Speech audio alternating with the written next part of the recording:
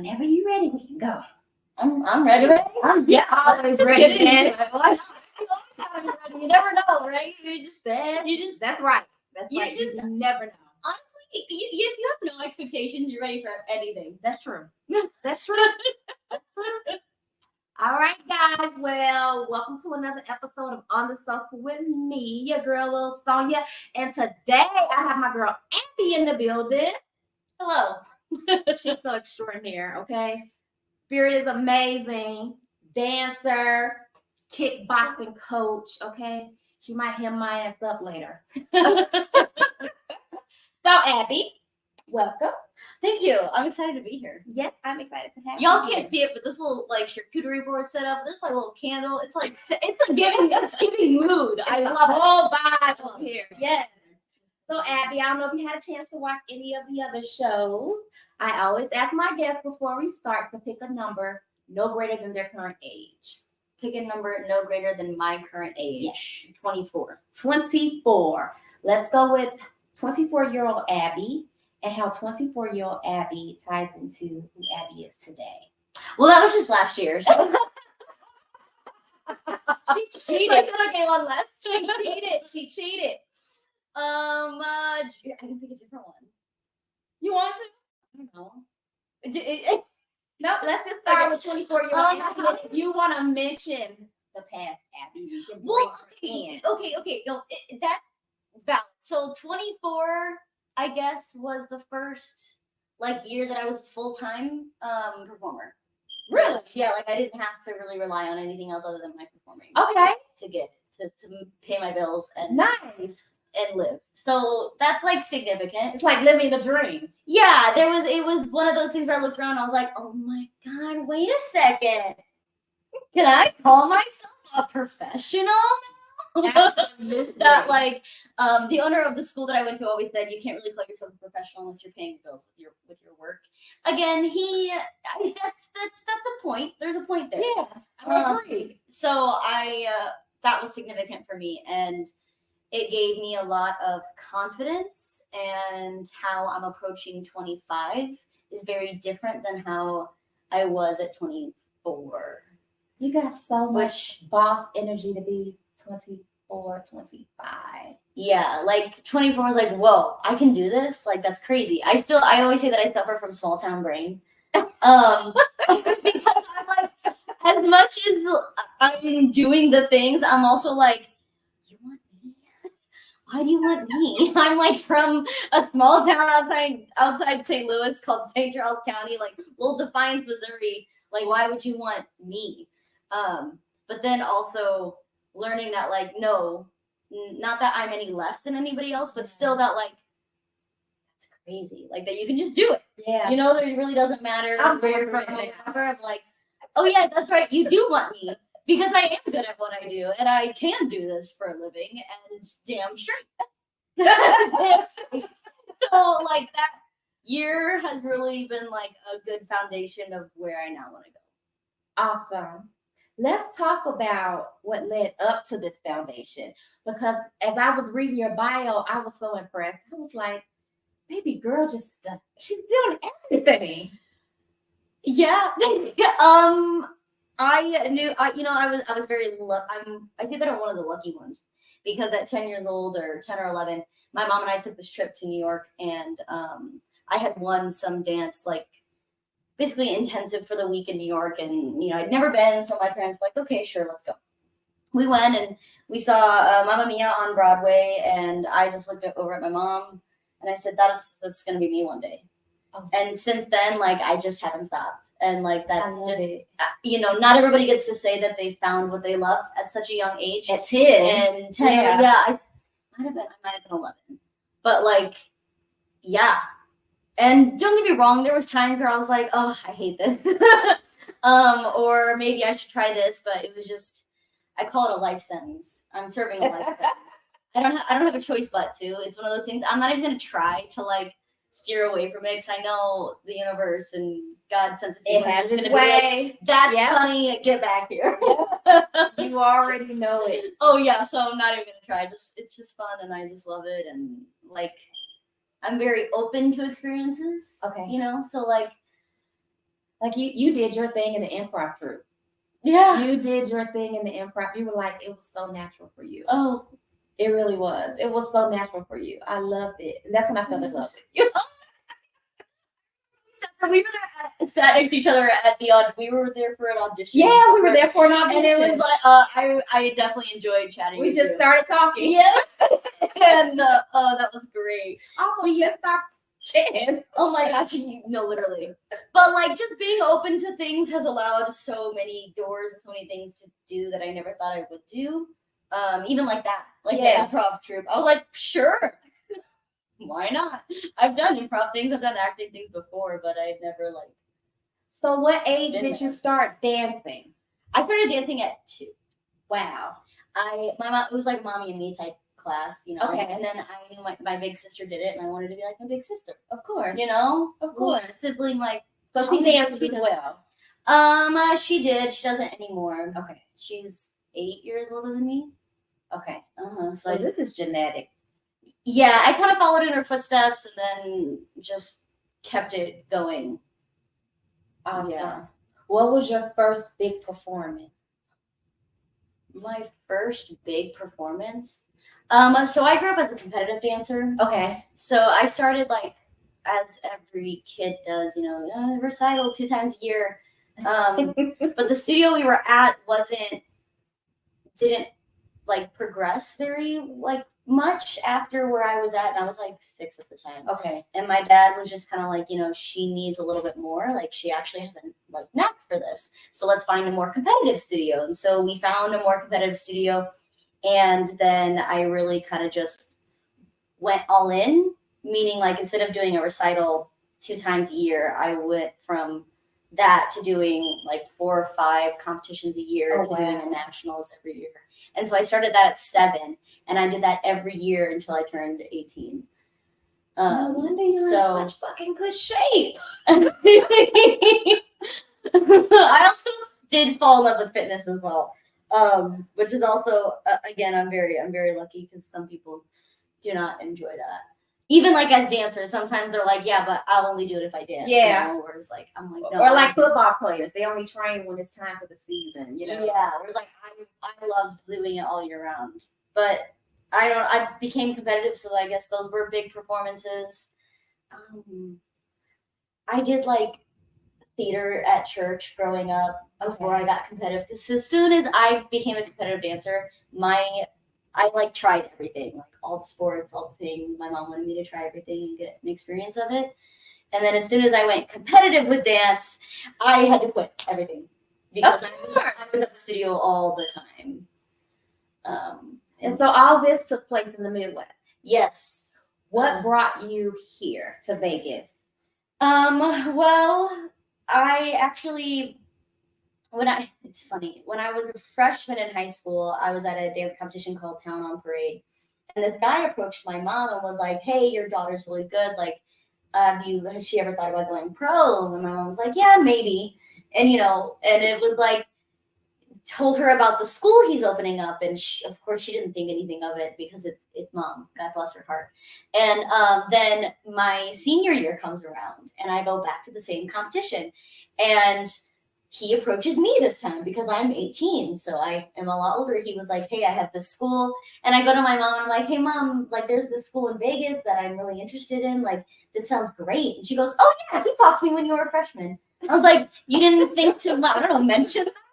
You didn't think like, hey, Abby, I know you want to dance professionally. Anyway, I'm still clearly bitter about it. We're not over it. Okay, I haven't brought it up to my therapist Got some yet. healing to do. But so he approached me my senior year nationals, which is like summer, and that's like the big competition of the year, right? Big nationals. And he explained it, said, hey, I have a school. I have one more spot open this year. Can you come? Okay. Or like, it's yours if you want it. And I was like, as much as I would love to, like, I don't have the money for that. I'm not going to put that on my parents. Like, give me a year and I'll put together the money and I will get into good shape to be there next year. So I waited a year, worked a lot of jobs and paid over half my tuition before I got here. and saved up a bunch of money in order to move here. Of course. So that was in 2018 is when I moved here. So school. To answer your question, that was the long version. Sorry. No. I admire that version Yeah. because that was your hustle. Yeah, it was like, I'm gonna make it happen. And at the time, not that my dad is not supportive, he is totally supportive now, but I don't think he quite understood how committed I was. Yeah. And he was like, no, you need to go to school. Like, what's your plan B? I was like, well, I don't need a plan B if my plan A is gonna work. That's right. And he was very much like, I told him about it and he was like, okay, well, yeah, sure, do that. And then I think me putting in the effort also showed him the commitment I had to it. And like, no, like, Dad, like, I'm going to make it work. It's not and in just order a to hobby. make it work, Yeah. I am going to pay for it and I will not ask you for a dime. And I did not ask my parents for a dime. I love it. And then when I got here, they were like, okay, Abby, we'll finish paying off your school if you just focus on like your apartment and your utilities and stuff like that. Like, because they saw you putting forth that effort. Yeah, Mhm. why not match you or beat you? yeah, because my dad was like, I you would gotta have do done the school. same thing as a Mhm. parent. I would have done the same thing because I have kids your age. And I was like, okay, well, since you committed to it, like, then we'll Yeah, help let's you go out. for it. And he was like, okay, then, we'll help you out. So you go to school and you finish it up, and I bet you had some most amazing experiences being here. In school? In school. So I actually went through a huge health issue in school. Oh, okay. And most of my classmates and everybody would have no idea. Okay. But I actually experienced, was tested for hypothyroidism before I left. Okay. And the medication I was put on was not the correct medication. Oh, wow. So when I got And this here, is before you left this is right before Missouri. Yeah. But right before I moved here, and I was not put on the correct medication. So when I got here, I felt like I was sleepwalking every day. So I had to get up. Oh, It's actually kind of psychotic when I talk about it. no, because I can only imagine that experience. I've had that experience before with my brain condition. Mm-hmm. So with the fogginess and the cloudiness and not remembering what I was doing the last second. So that's why I'm like, oh my God. Or it's like you're here but no one's home. Yeah. Yeah. And you're just like going through the motions. And it's like you want to laugh and you want to have a good time, but it's almost like you just don't know like how. Mm-hmm. And it was insane because How long did you go through that? So I left summer. No, I got here like August, and it started getting a little worse and a little worse. And then it wasn't until really like December or January that I found a better. Yeah, there was a few months that I was just, because with thyroid, it takes a while for stuff to kick in. Yeah. It takes a while for things to change. But it was not great. How did you discover it was the wrong medication? I just was so tired, and I just was like, something's wrong. Yeah. And then it was like, okay, well, I just discovered I had this thing, so maybe I go to an actual endocrinologist here and try to get it looked at. So I had very interesting experiences because also on top of school, we would wake up and I would go to school from 9 a.m. to 3 during the day, and then I would go work because I needed to pay my rent. Yeah. So I would go to work until 9:30 at night. Body not getting any rest. I didn't. Any of my bodily functions were not working properly either, and so like I just pushed through it because I was like, this is just what I have to do right now. Which sounds awful. It does. It sounds like a horrible experience. It wasn't great. I almost quit school and left and like just decided to give up on dance because of how like just numb I was feeling. Yeah. But luckily, like I got in with an endocrinologist, and I think it was before Christmas break of that. So it might have been like beginning of December. So it's still like 2.5 solid months of just being like I feel really bad. And like I feel so bad for the people that I live with. I was so mean, just because I didn't have. You didn't understand what was going on with you. It was like I'm so like it was weird. It was crazy. But so I just danced and then I worked and then I danced and then I worked and then I danced and I worked. I had Sundays off and then I did my grocery shopping and then I did it all again. Like there was I didn't do anything fun in Vegas when I first moved here. So you got your health under control. Yes. Finally. Yes, Thank eventually. God. And what was your first big break with dancing? So again, I'm very lucky in the sense that I auditioned for Royal Caribbean in February of 2019 because school is 6 months. So we started September of 2018 and it's till March of the next year. Okay. So I auditioned for Royal Caribbean in February and I got my contract like a week later. And I finished school March 29th and then my contract started March 31st. Almost immediately. Yeah, March 31st is when I flew out to Miami for rehearsals to start at Royal Caribbean. And killed it. Yeah, Yes, it was you super did. fun. Yes, It was you super did. fun. I know you did. That, like, I consider cruise life my college Oh, because that's mine. Tell me about your experience being on the ship, please. I've I've always wanted to know. It's an acquired lifestyle, is what I Okay. like to describe it as, because it's definitely not for everybody. Like my cabin mate at the time, I did not think she was going to finish our contract because it just wasn't for her. Okay. It definitely shook me to my core because at that point, I'm 19 years old. All I did in my life was wake up, go to school, and then go to dance. Like I was always told to do something. I always had to do something. It's like and a culture shock, huh? And then when I got on the ship, I was like, wait, I have today off. What do I do? What do I do?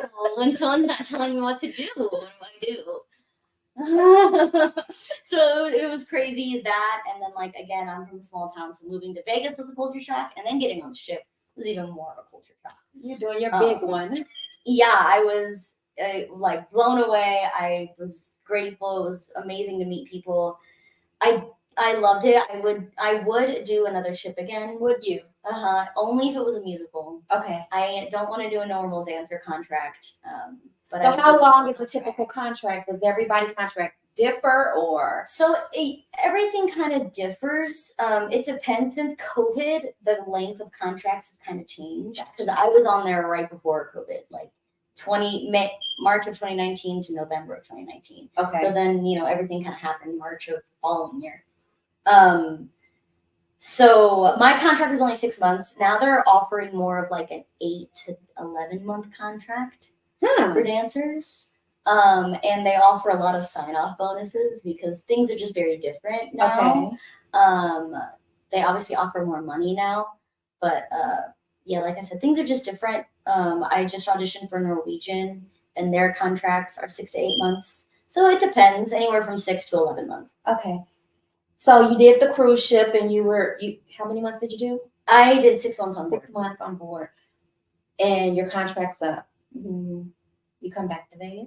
I went back home because I was talking to some directors, and there was a contract that was to start. I believe that it was in March or April of the following year. And I was like, okay, well, I'm not going to move all my stuff back to Vegas because I had moved all my stuff out of Vegas. Oh, wow. Okay. So after school was over, I was like, well, I'm not going to pay for my stuff to be here. I only have a little bit anyway, so let's just move it back home. So I moved it all back home, and I was like, I'm not going to move all my stuff to Vegas and only be there for 3 months and then move it all again. So I was like, that's dumb. I'll just stay home. So I stayed home, and then so it was April that the contract was supposed to start, and I was like, okay, well, let's just go to New York. Let's go audition. That's where I kind of want to be. That's kind of where I want to end up. Let's see how I like it, like staying there for a long period of time. So I went and auditioned in February, and then I was like, okay, I'm going to spend a whole month in March. Like I had all this contract money. I was like, I can afford it. Okay. So I scheduled to stay in New York for the whole month of March of 2020. So I went out there and I started auditioning and started living. And because I was like, oh, I'm going to have a contract. Like I might as well just live my life. And then in March in New York City, I was in auditions for Mamma Mia for Royal because they wanted to see me specifically for the show and stuff. And it was Friday, March 13th at 8 a.m. I was supposed to be going in for a callback for the part of Lisa and Mamma Mia, and I got a text message that was like, You got it. No, it was, we are shutting down. No! I was like, I was crying because the director was messaging me all week. He was like, make sure you play it like this, make sure you do this. And I was like, oh, okay, sweet. Like, he's on my side. Like, this is going to be great. And the day of the callback, they were like, yeah, we have to shut down because of COVID. Oh. And then me being I was 20. So I was like, I had just turned 21. So I was like a 21-year-old. Crushed. Yes, but I was also in New York City by myself in an Airbnb, and the world just shut down. I was like, I gotta get home. I gotta go home. I can't be here. Straight panic attack. Oh my God, yeah. I was fine. My mom was like, what do I do? Do we wait this out or do I just come home? Like, and New York was getting hit so bad. I remember that. Oh, poor thing. But, that's okay. And then I came home because the world shut down. So how we get back to Vegas? So the owner of my school, his name is Don Morall, amazing man. He realized with like 2020 and no one's dancing, no one's being active, no one's doing anything. And because Vegas was a little bit more fluid with their rules, he put together like an alumni event or alumni intensive at TAPS, Theater Arts Preparatory School is the name of the school. I realized I hadn't said that. Theater Arts Preparatory School. And he put together this week-long intensive and invited all the alumni to come out and take classes for like 4 days. Okay. And he was like, you guys need to stay in shape. You can't just sit around during COVID and then expect to book a job when it's over with. So I came out here, and of course, as soon as he posted it, I was like, paid, I'll be there. And so came out here and I stayed with a friend. Her name is Marina. And she was like, hey, if you ever want to move back to Vegas, like, let me know. And I said, are you sure about that sentence? And I was like, yeah, I need you to be very confident in telling me that before I need you to be committed to that. And she was like, no, seriously. I said, okay, give me 4 weeks. Oh, wow. So 4 weeks later, I moved. And that was like August 29th of 2020. So you need to tell me from 2020, and we're now in 2024, almost everything on your bio is from within those years. You've been a busy bee. But I didn't even start working really professionally until 2021 because everything was shut down. Nothing, no shows and stuff opened until like summer-ish. But that's still a lot.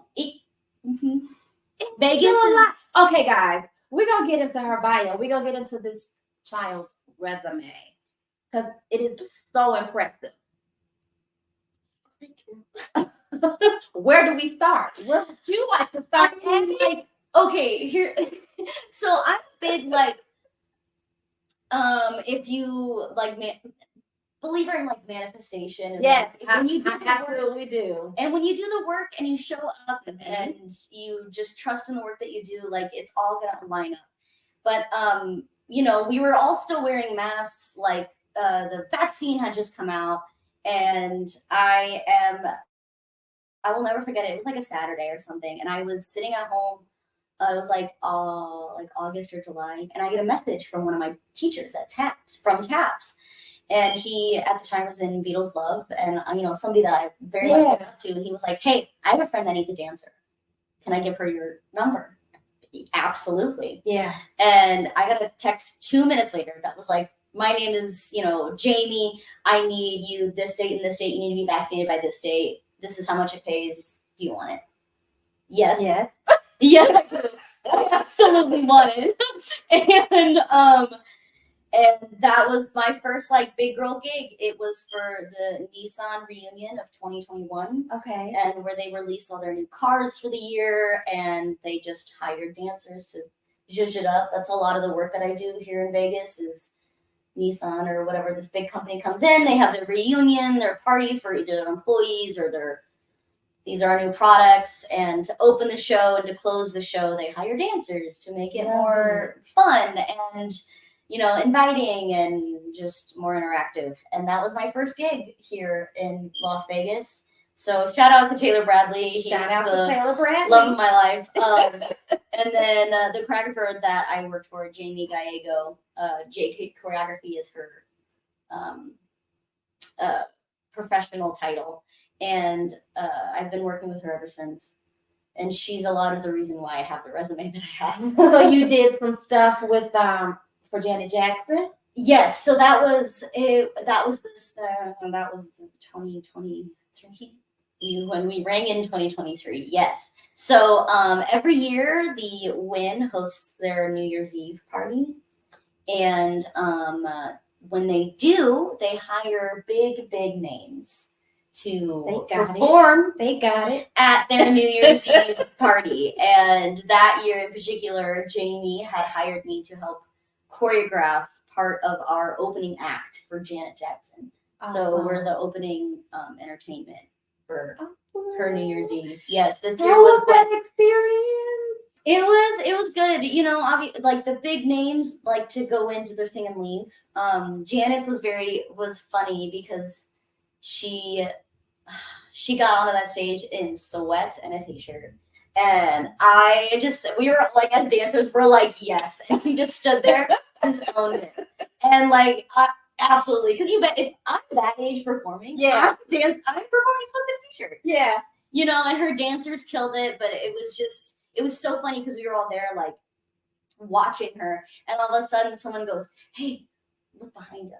And I said, huh?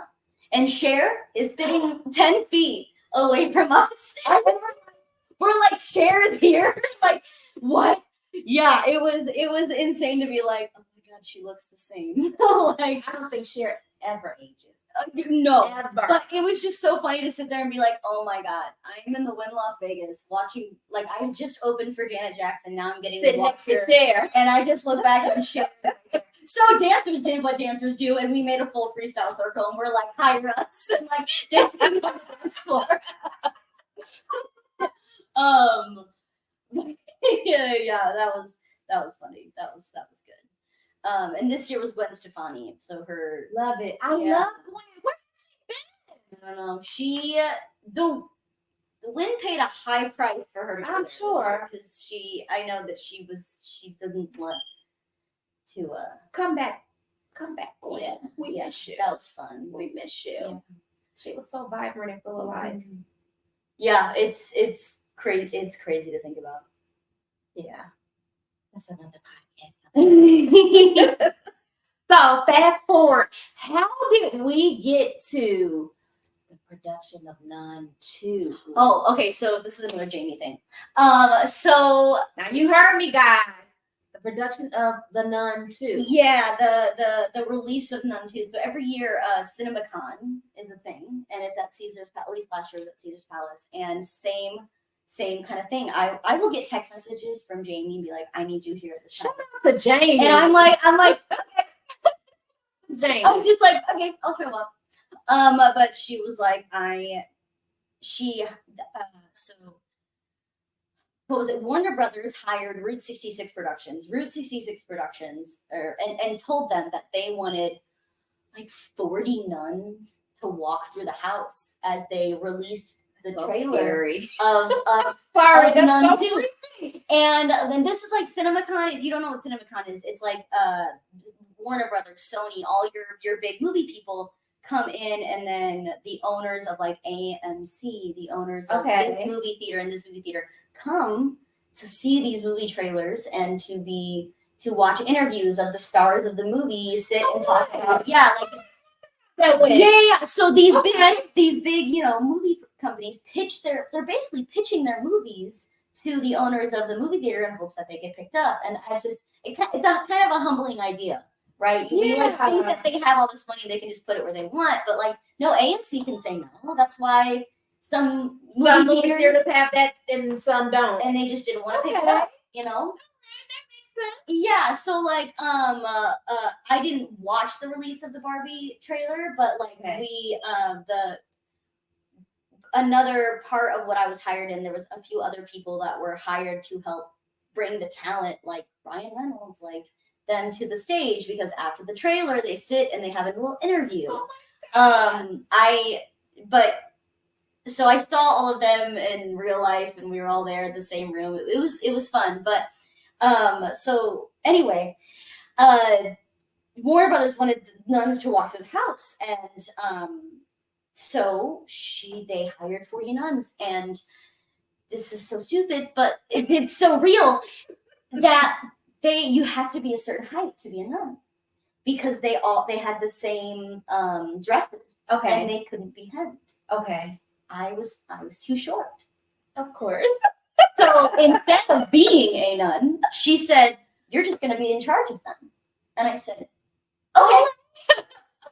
Okay, sounds good. So I was in charge of 40 nuns for the release of Nun 2, and it was so cool and so interesting because, like, we're dancers, okay? So, like, we listen to music, and the release of, I don't know if y'all have seen the Nun 2 trailer, but there's, like, flashes. And let me tell you, to try to describe to dancers, turn around on the fourth flash, we're all like, what do you mean by that? Like, we're all like, huh? And not only that, let me just paint the picture for you, okay? It's a theater, it's dark, okay? Not only are they in all black, nuns, whatever, they're supposed to have these like lights that are supposed to come on, and they also have these masks on. So not only is it a dark theater, they have on masks, and they had to walk into the theater and then turn around and then face the audience. So now they're not even looking at the screen that they're supposed to look at in order to do this like pose. Oh my God, y'all. It was such a hot mess. Oh, it was so much fun. Well, they probably could barely see. They were no one could see anything.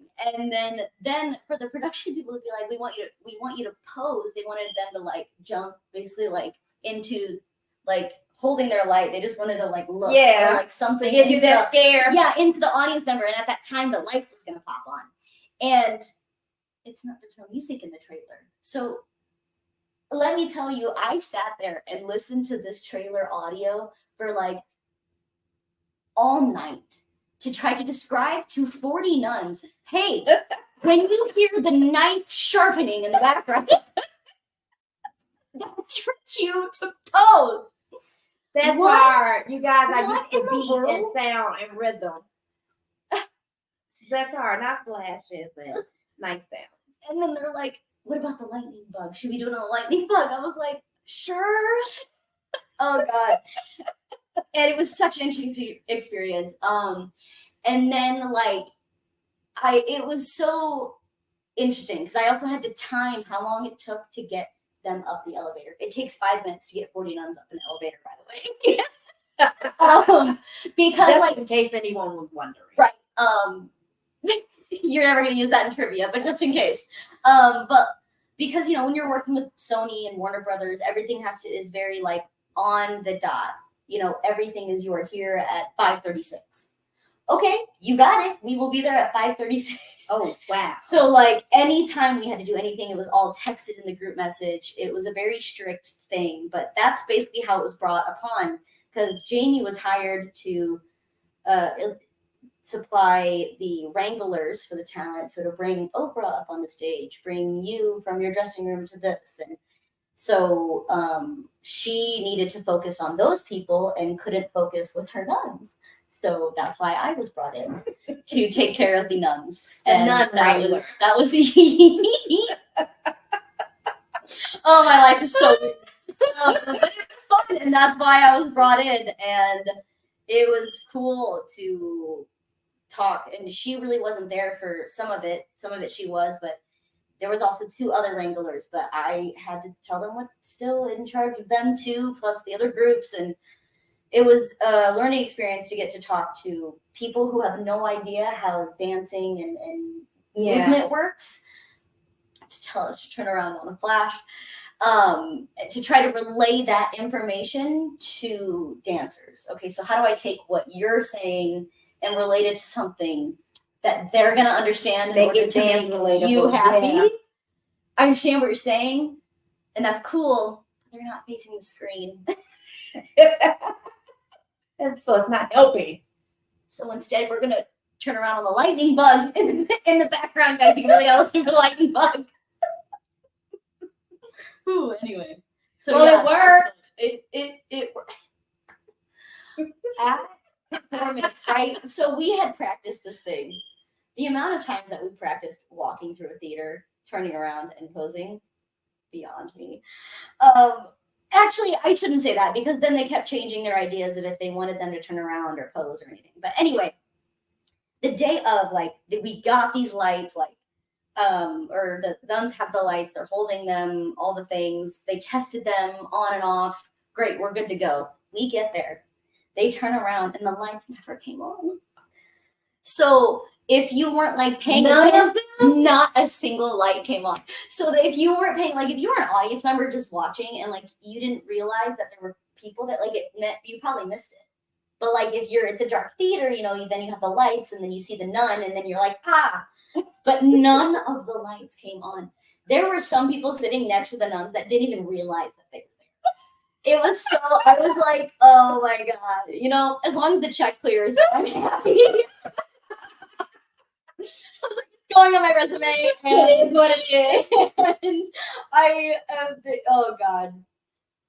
Well, it was a beautiful thing to see on your resume. I was kind of impressed. Oh, thank you. And now the experience is everything as well. Oh, so fun. I loved it. So how did you get into dance instructing? I started teaching at 15. Wow. I was, getting older, learning how to drive, and my dad said, I'll buy you a car, but you got to pay for it. And I said, okay, well, I'm already at the dance studio 5 days a week. I might as well make it 7 or 6, get a night of teaching that I can pay for my gas. And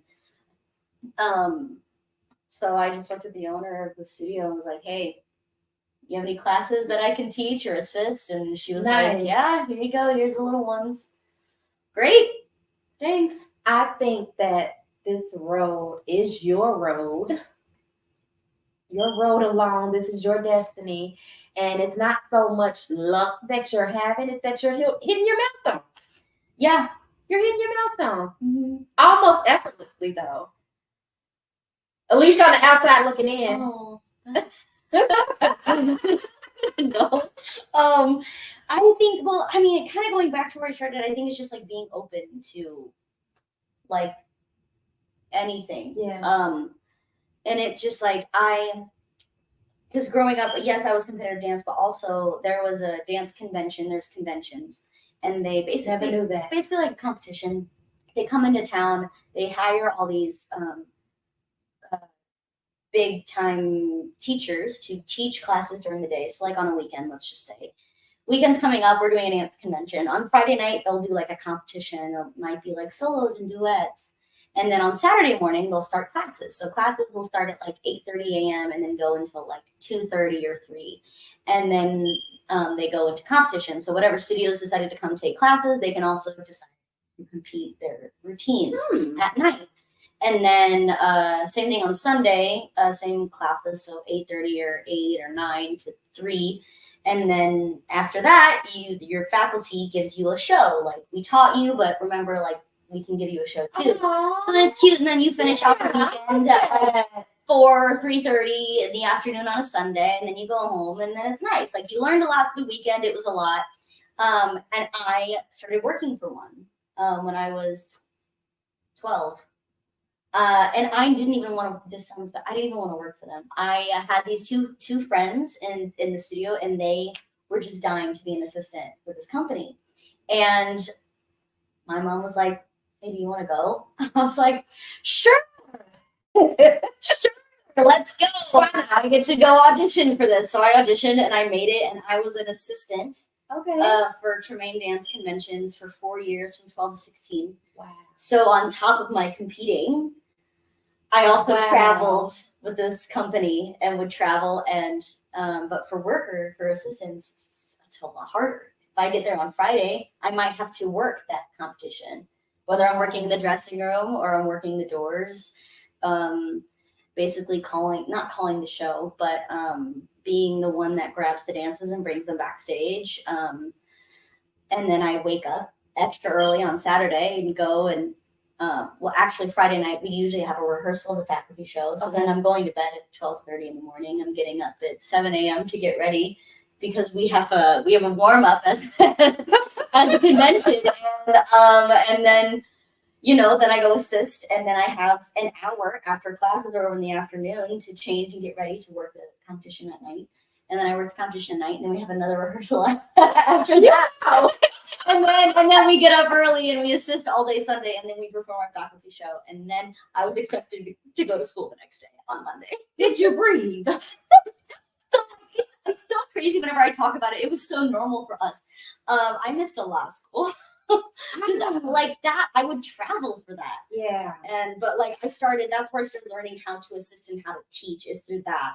And then when it came to like getting a car and asking and getting a job, I was like, oh well, I've learned so much from this company that I feel like I know how to teach. So let's just try to teach the studio.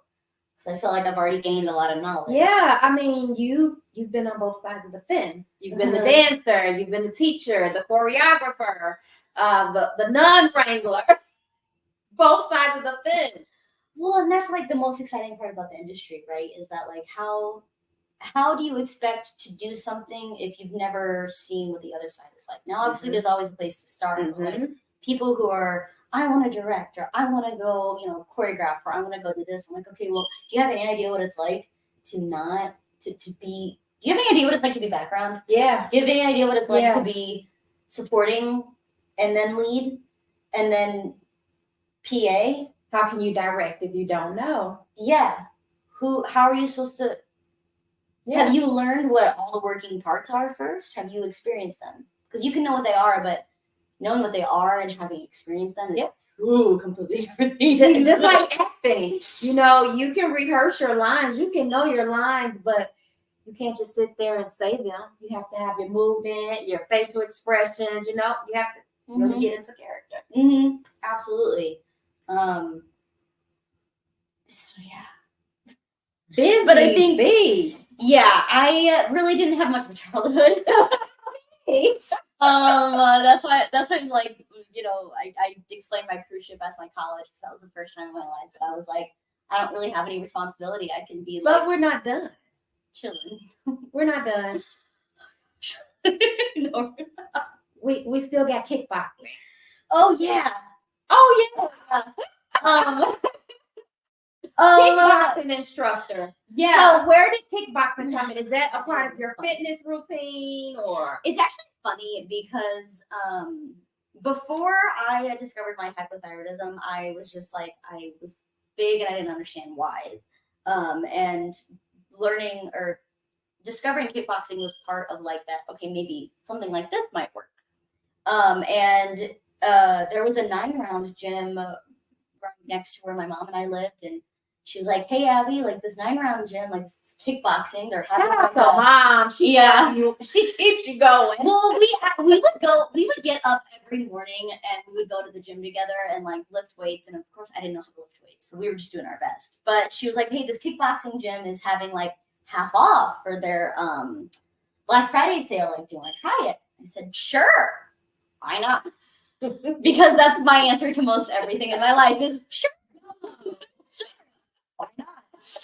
I mean, what's the worth of it? What is that gonna?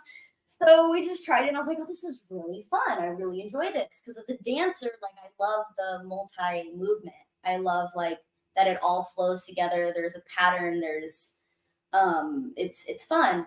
I didn't really take it that seriously though. I just really did it for the fitness part. But it wasn't until I got on the ship that one of the crew staff was training boxing like in the gym one day, and I was like, "Oh my god, I miss boxing." Like, I'm not a fighter, but I joined this gym and it was really fun, and love that. And he said, "Well, if you want to learn how to actually box, like I'll train you." Oh, I said, "Really? Okay, okay, sure."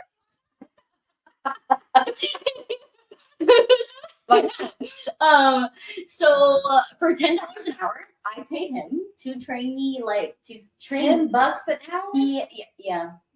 Nice. He was like, I don't want much, but I'll just do this. And I said, great. So that's where I learned the base of my technique. And that that was super fun. We did all the like boxing drills too, of like he would set up the cables across the gym and I'd have to like go under them. It was so fun. We love Michael. And he was an MMA fighter in the UK. And Oh, okay. Yeah, and that's why he knew what he was doing. I should have said that. She had a professional. Yeah. That charged her $10 an hour. I mean, we were on the ship, and there's nothing else to do on the ship. You know, when you have sea days and when you have so much time off. So he was like, sure. Let's do it. And then I ended up, just because I started, then he got all these other people from me, because I was like, yeah, I'm training with Michael. And they were like, wait, really? And I said, yeah, I'm pretty sure he would train you too if you wanted, like, just ask. So did that. And then after the ship and everything, I ended up going back to the kickboxing gym because of COVID. I was back at home, and I was like, hey, do you guys want like an instructor? Okay. Because I learned real technique. Like, I feel like I could teach it. I was in the middle of getting my personal training certification at the time, because again, COVID, what else are you gonna do? And she was like, yeah, I mean, you're becoming a personal trainer, you know how to box. Sure, I need somebody. Great, I'll be there. So I started coaching at home, and then moving here, I didn't even really kind of think about it. I still loved it. And then it was like January of 2021, I was like, I really miss kickboxing. And then, of course, you say that and your phone listens to you. So, of course. Mark Zuckerberg says, hey, here's these ads. So I got an ad for I Love Kickboxing out here in Vegas. And I saw a Groupon. It was like 5 classes for $30 or something like that. And I bought it, and I went in, and, you know, the instructor was like, wow, you're actually pretty good. I said, well, yeah, I'm a dancer, and, you know, I trained, and with the professional. I was like, so yeah, I do know what I'm doing. And she was like, you know, great. And then I did my classes, and at the end, she was like, these are our prices. And I said, I just moved here, I'm broke, I can't afford that. And she said, well, we're kind of hiring right now. Do you want the email? And I said, yeah, I do. And so she gave me the email, and then I originally emailed in. They were like, we're actually not looking for anybody. And I was like, oh, it's okay. Like, it is what it is. And then I got an email like a month later that was like, actually, we would love to meet with you. Okay, great. So that was February of 2021, and I've been at ILKB since.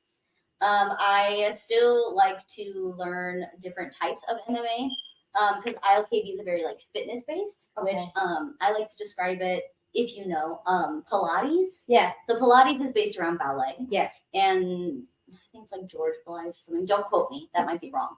But whoever it was like, oh, I can take ballet and change it for the average person. And so same thing with ILKB. He was like, I can take MMA and change it for the average person, so that you come in as a fitness class rather than I'm going to fight you class. Okay, I like that concept. Yeah, so that's how I like to describe it, so that sometimes people are like, oh, kickboxing. I've been wanting to take it for a couple of years now. Yeah, please come by. It's super fun. I love it. We specifically the energy at I Love Kickboxing. You're welcome for the advertisement, David. is it's fun. We're here for a good time. We're not here to now, depending on your coach, but you're gonna have great music. You're gonna have a great teacher. We're gonna laugh. We're gonna smile. We're gonna learn about our bodies and punch some stuff.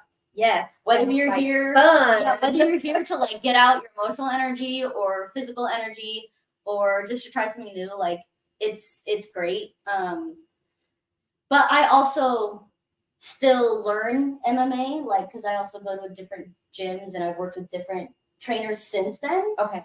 Different styles of trainers like Muay Thai, and I really want to get into Jiu-Jitsu. There we go. Because it's fascinating, it's cool, and then I can also that's more of the mind, right? Jiu-Jitsu is grappling. Okay. Brazilian Jiu-Jitsu. Okay. I should have said Brazilian Jiu-Jitsu. Grappling, ground grappling, because as a small person, that's probably the most that I if ever. Hopefully not. But that's just really little. I don't know. I was looking out the peephole and her head. I don't even. I have a lot of bruises on my shins from all the counters that I have to jump on. Okay. But yeah, and I I find it fun to take those concepts and ideas and then also in turn help clients and everything like that. It's fun. It. So, do we have anything coming up? Any projects we're working on? I mean, let's see. I am currently in the cabaret show. It's called Lake Cabaret. It's at Paris, Las Vegas. It's every Friday and Saturday night. So if you're in Vegas, 9, 10, 11, 12 are our shows. We have 4 shows a night, 20-minute sets. It's a free show. Nice. If you check it out. Yeah, if you go into the casino doors at the Paris, it's to the left, across from hotel registration. I'm not in every weekend. I am a swing and a dance captain. Okay. So I am She's in always charge. running shit. Blessed. I'm blessed because, I've never asked to run shit. I just get asked to run shit. Because you possess boss energy, and that's just what happens when you possess boss energy.